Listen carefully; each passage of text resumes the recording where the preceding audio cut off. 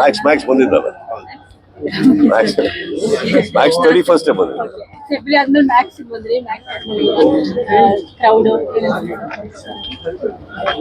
ನಿಮಗೆ ಹೇಗೆ ಅನಿಸ್ತದೆ ಹೇಳಿ? Good feeling.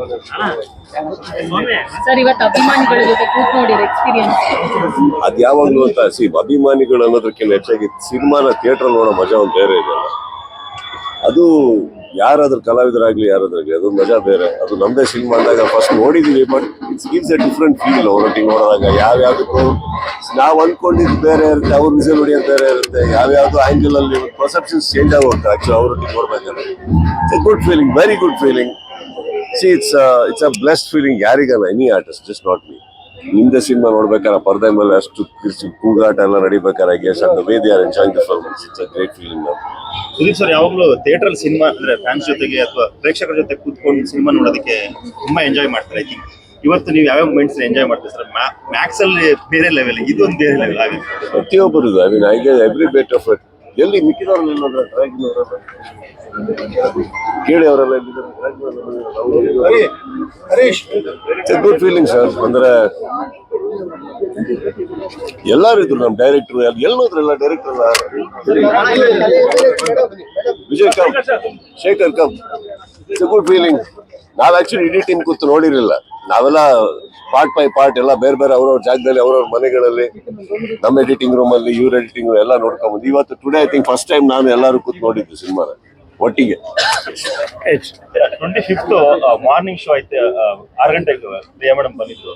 ಅವರು ಆ ಸಿನಿಮಾ ನೋಡಿ ಎಂಜಾಯ್ ಮಾಡೋದು ರೀತಿನೇ ಬೇರೆ ಇತ್ತು ಆ ಕ್ರೌಡ್ ಮಧ್ಯದಲ್ಲಿ.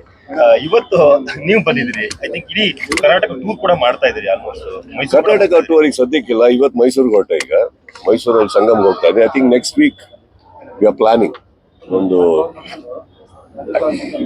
ಸಿನಿಮಾ ಥಿಯೇಟರ್ಗೆ ಅಂತ ಅಲ್ಲ, ಒಂದು ಜನಗಳು ಕೊಟ್ಟಿರೋ ಬೆಂಬಲ ಇದೆಯಲ್ಲ. ನಾನು ಟೂರ್ ಹೊರಟಿರೋದು ಸಕ್ಸಸ್ ಅನ್ನೋದಕ್ಕಿಂತ ಹೆಚ್ಚಾಗಿ ಪೈರಸಿ ಅನ್ನೋ ವಿರುದ್ಧವಾಗಿ ನನ್ನ ಫ್ಯಾನ್ಸ್ ಎಲ್ಲ ನಿಂತಿರಲ್ಲ ನಮ್ಮ ಪರ.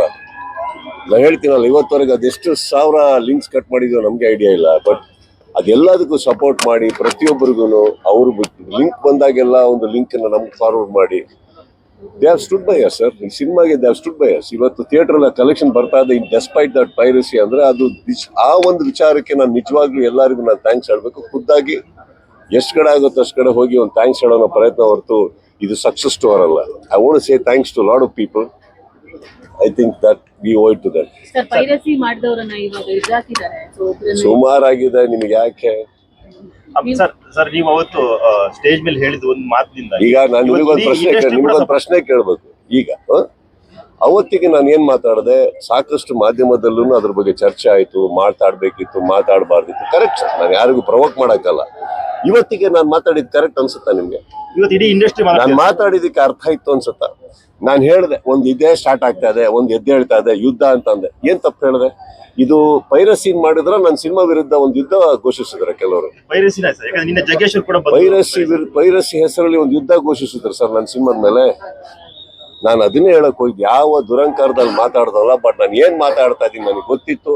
ಆಯ್ತು, ನಿಮ್ಗಳು ಮುಂದೆ ಕುತ್ಕೊಂಡು ಮಾತಾಡ್ಬೇಕು, ಅದಕ್ಕೆ ವಿವರಣೆ ಕೊಡ್ಬೇಕಿತ್ತು. ಮಾಧ್ಯಮದವ್ರ ಸ್ನೇಹಿತರ ನೀವು ಕೇಳಿದ್ರಿ ಅಂತ ಉತ್ತರ ಕೊಟ್ಟೆ. ಯಾರಿಗೂ ಉತ್ತರ ಕೊಡಕ್ಕೆ ರೆಡಿ ಇರಲಿಲ್ಲ ನಾನು.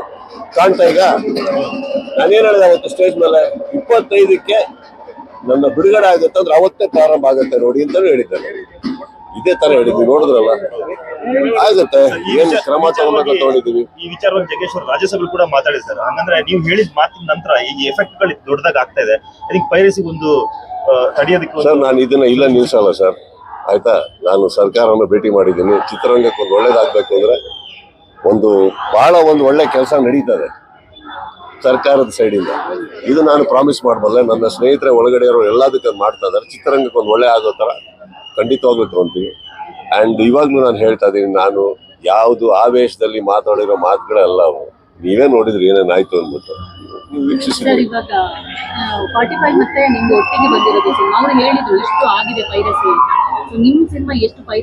ನಾನು 3ನೇ ದಿನನೇ ನಿಮಗೆ ಕೊಡ್ಲಿಲ್ಲ ಅಲ್ಲ. ನಿಮಗೆ ಮೊನ್ನೆ ಪ್ರೆಸ್ ಮೀಟಿಂಗ್ ಅಲ್ಲಿ ಹೇಳಿಲ್ಲ 9,000 ಆಡ್ ಲಿಂಕ್ಸ್.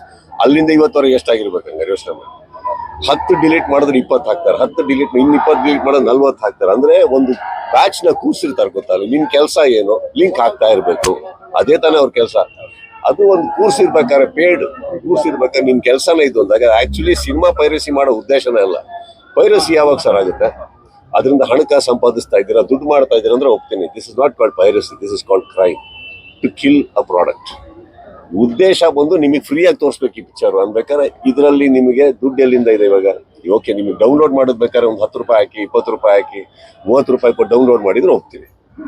ಇತ್ತಲ್ಲಿ ಏನಿಲ್ಲ, ಓದ್ತೀರಿ ಪಿಕ್ಚರ್ ನೋಡಿ ಅನ್ಬೇಕಾದ್ರೆ this is it kind of a war declared against the film. Correct, will get to the roots. Not a problem. Sir, theatre ಅವರೇ ಶಾಮೀಲಾಗಿದ್ದಾರೆ ಅಂತ ಒಂದಿಷ್ಟು ಸುದ್ದಿಗಳು ಹರಿದಾಡ್ತಾ ಯಾರು? ಥಿಯೇಟರ್ಸ್ ಏನ್ ಗೊತ್ತಮ್ಮ, ಇವಾಗ ಫಸ್ಟ್ ಆಫ್ ಆಲ್ ಹೇಳ್ತೀನಿ ಕೇಳಿ, ಬುಡಕ್ ಹೋಗೋಣ. ಯಾಕೆ ಈಗ ಯಾರಾದ್ರೂ ಒಬ್ರು ಬಂದು ಒಂದು ಇವಾಗ ಪೊಲೀಸ್ ರೆಕಾರ್ಡ್ಸ್ ಅಲ್ಲಿ ಯಾರಾದ್ರೂ ಬಂದು ಒಬ್ರು ಹೆಚ್ಚು ಕಮ್ಮಿ ಮಾಡಿದ್ರು ಅನ್ಬೇಕಾದ್ರೆ ಅವ್ರನ್ನ ಹಿಡಿದ್ರೆ ಅವ್ರ ಮೂಲಕ ಬುಡ ತನಕ ಹೋಗ್ತಾರಲ್ವಾ?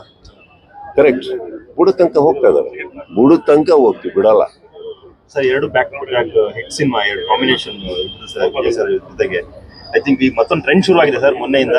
ಜುಲೈಗೆ ಒಂದು ಸಿನಿಮಾ ಮತ್ತೆ ಡಿಸೆಂಬರ್ಗೆ ಒಂದು ಸಿನಿಮಾ ಸುದೀಪ್ ಸರ್ ಕಡೆಯಿಂದ ಬರುತ್ತೆ ಅನ್ನೋ ಬಗ್ಗೆ ಆಸೆ ಇದೆ ಸರ್. ಇವಾಗ ನಮ್ಮ ಸಿನಿಮಾ ಬಿಟ್ಟು ನನಗೆ ಏನ್ ಬೇರೆ ಮಾಡಕ್ ಬರುತ್ತೆ ವಿಜಯ್? ನೀವ್ ಹೇಳಿ. I don't know to do anything else apart from cinema. Will do our best. There are lot of other people who are coming forward. ಇವಾಗ ಒಳ್ಳೊಳ್ಳೆ ಕತೆ ಬರ್ಕೊಂಡು ಬಂದಿದ್ದಾರೆ, ಎಲ್ಲ ಆಗಿದೆ. ಇವ್ರದ್ದು ಇವಾಗ ಇನ್ನೊಂದು ರೆಡಿ ಆಗ್ತಾ ಇದೆ. So will do one by one will do. Sir, Mysuru Sangam ಥಿಯೇಟರ್ಗೆ ಹೋಗ್ತೀರಿ ಅಂತ ಹೇಳಿ ಒಂದು ನಿರೀಕ್ಷೆ ಇದೆ ಸರ್, ಹೆಂಗಿರುತ್ತೆ ಅನ್ನೋದು ಏನ್ ಹೇಳ್ತೀರಿ? ಅಲ್ಲಿ ಮತ್ತೆ ಹೊಸ ವರ್ಷ ಬೇರೆ ಬರ್ತಾ ಇದೆ, ಯೂತ್ಸಿಗೆ ಅಥವಾ ಇವತ್ತು ಪಾರ್ಟಿ ಮಾಡೋದು. ಮೈಸೂರು ಥಿಯೇಟರ್ ಅಲ್ಲಿ ನಾನು ಆಕ್ಚುಲಿ ಚಿತ್ರ ಮುಂದಿರಕ್ಕೆ ಹೋಗಿ ಸಿನಿಮಾ ನೋಡಿದ್ ನನಗೆ ನೆನಪೇ ಬರ್ತಾ ಇಲ್ಲ ಲಾಸ್ಟ್ ಯಾವ್ದು ಅಂತ. ಒಂದು ನಾವು ಜಾಸ್ತಿ ಮೈಸೂರಲ್ಲಿ ಇದ್ದವರಲ್ಲ, ಸೊ ಅಲ್ಲಿ ಯಾವ ಥಿಯೇಟರ್ ಯಾವ ಸಿನಿಮಾ ಲಾಸ್ಟ್ ಅಂತ ನನಗೆ ಗೊತ್ತಾಗ್ತಾ ಇಲ್ಲ ಸರ್. ಬಟ್ ತುಂಬಾ ವರ್ಷಗಳ ನಂತರ ಹೋಗ್ತಾರೆ, ಅದೊಂದು ಫೀಲ್ ಇದೆ. ಮೈಸೂರಲ್ಲಿ ಹೋಗಿ ನೋಡ್ಬೇಕು ಹೇಗಿದೆ ಅನ್ಬಿಟ್ಟು ಅದೊಂದು ಎಲ್ಲರೂ ಹೊರಟಿದ್ದೀವಿ. ಸರ್, ಹುಬ್ಬಳ್ಳಿಯಲ್ಲೇ ಪ್ರೀ ರಿಲೀಸ್ ಇವೆಂಟ್ ಮಾಡಿರೋದ್ರಿಂದ ಹುಬ್ಬಳ್ಳಿ ವಿಸಿಟ್ ಕೊಡ್ತೀರಾ ಮತ್ತೆ ಸಿನಿಮಾ? ಖಂಡಿತ ಎಲ್ಲ ನಮ್ಮೂರೇ ಅಲ್ಲ, ಹೋಗೋದು ಖಂಡಿತ ಹೋಗ್ತೀನಿ ನಾನು. ಆ ಟೈಮ್ ಈಗ 1-2 ವಾರ ರಿಲೀಸು ಪ್ರಮೋಷನ್ಸ್ ಅಲ್ಲಿದ್ದೀವಿ. ಸಿನಿಮಾ ಆಗ್ತಿದ್ದ ಹಾಗೇನೆ ಖಂಡಿತವಾಗ್ಲೂ ಒಂದು ಒಳ್ಳೆ ಟೂರ್ ಮಾಡಿ ಪ್ರತಿಯೊಬ್ಬರಿಗೂ ಥ್ಯಾಂಕ್ಸ್ ಹೇಳ್ಬೇಕು. ನಿಮ್ಮಿಂದಾನೇ ಸ್ಟಾರ್ಟ್ ಮಾಡ್ತೀನಿ, ನಿಮ್ಗಳಿಂದಾನೇ ಥ್ಯಾಂಕ್ಸ್ ಹೇಳಕ್ ಸ್ಟಾರ್ಟ್ ಮಾಡೋದು. ಬಿಕಾಸ್ ಐ ಗೆಸ್ ಪೈರಸಿ ಆಗ್ತಾ ಇದೆ ಅಂತ ಗೊತ್ತಾದಾಗ I guess all the media people, the way you people have supported the film as well as the topic called piracy, I think I am very thankful on behalf of my team. ಎಲ್ಲರಿಗೂ ಕೂಡ I have to thank. ಹಾಗೆ ಎಲ್ಲರಿಗೂ thanks ಹೇಳಬೇಕು state ಅಲ್ಲಿ. ಶಿವಮೊಗ್ಗದಲ್ಲಿ ತುಂಬಾ fans ಇದೆ sir. ಅಲ್ಲಿ ಒಂದು ಟ್ರೆಂಡ್ ಅಂದ್ರೆ ಹುಡುಗರು ಒಂದು ಬೇಡಿಕೆ ಮಾಡ್ತಿದ್ದಾರೆ, ಅಂದ್ರೆ ನೀವು ನಮ್ಮ ಥಿಯೇಟರ್ ಬರ್ಬೇಕು, ನಮ್ಮಲ್ಲಿ ಬಂದು ಸಿನಿಮಾ ನೋಡ್ಬೇಕು ಅನ್ನೋದು. ಐ ಥಿಂಕ್ ಇದುವರೆಗೂ ಆಗಿಲ್ಲ, ಈ ಸರಿ ಏನಾದ್ರು ಖಂಡಿತ ಹೋಗೋಣ ಸರ್. ಇವಾಗ ಒಂದಂತೂ ಸತ್ಯ, ಎಲ್ಲಾ ಕಡೆ ಅಟ್ ದ ಸೇಮ್ ಟೈಮ್ ಇರಕ್ಕಂತೂ ಆಗಲ್ಲ. ಅಂಡ್ ಒಂದು ಸಿನಿಮಾಗೆ ಹೋದ್ರೆ ನನ್ನ ಉದ್ದೇಶ ಕುತ್ಕೊಂಡು ಫುಲ್ ಸಿನಿಮಾ ನೋಡೋಣ ಅಂತ. ಮಧ್ಯದಲ್ಲಿ ಹೋಗಿ ನಾವು ಟಾಟಾ ಹೇಳ್ಕೊಂಡ್ ಬಂದಾಗ ಏನಾಗುತ್ತೆ, ಇಡೀ ಸಿನಿಮಾ ಡಿಸ್ಟರ್ಬ್ ಮಾಡ್ತಾ ಇದೀವಿ, ಥಿಯೇಟರ್ ಟೈಮಿಂಗ್ ಡಿಸ್ಟರ್ಬ್ ಮಾಡ್ತಾ ಇದೀವಿ, ಆಡಿಯನ್ಸ್ ಡಿಸ್ಟರ್ಬ್ ಮಾಡ್ತಾ ಇದೀವಿ. I don't want to do that. Cinema ಮಾಡಿರೋದು ಏನೋ ಹೋಗಿ ನಾನು ಆ ಥರ ಡಿಸ್ಟರ್ಬ್ ಮಾಡೋದಕ್ಕೆ ಅಲ್ವಲ್ಲ. ನೋಡೋಣ, as much as possible I'll visit Shivamogga, ಹುಟ್ಟೂರು, ಮರೆಯೋಕ್ಕಂತೂ ಆಗಲ್ಲ. I will go there. Sir, Pailwaan time ಇಂದಾನೇ ನೀವು ಶುರು ಮಾಡಿ. ಪೈಲ್ವಾನ್ ಏನು ಪೈರಸ್ ಆಗಿದ್ದ ಸಂದರ್ಭದಲ್ಲಿ ದೊಡ್ಡ ಸಷ್ಟಾಗಿತ್ತು. ಆ ಟೈಮಲ್ಲಿ ಒಬ್ಬ ಸಿಕ್ಕಾಕೊಂಡಿದ್ದೀರಿ ಅಂತ, ಅದಾದ್ಮೇಲೆ ಮ್ಯಾಕ್ಸ್ ಆಯ್ತು, ಈಗ ಮಾರ್ಕ್. ಸೊ ಟೀಮ್ ಕೂಡ ಸ್ಟ್ರಾಂಗ್ ಮಾಡ್ಕೊಂಡಿದ್ದೀರಾ, ಹೇಗೆ? ಸಿಕ್ಕಾಪಟ್ಟೆ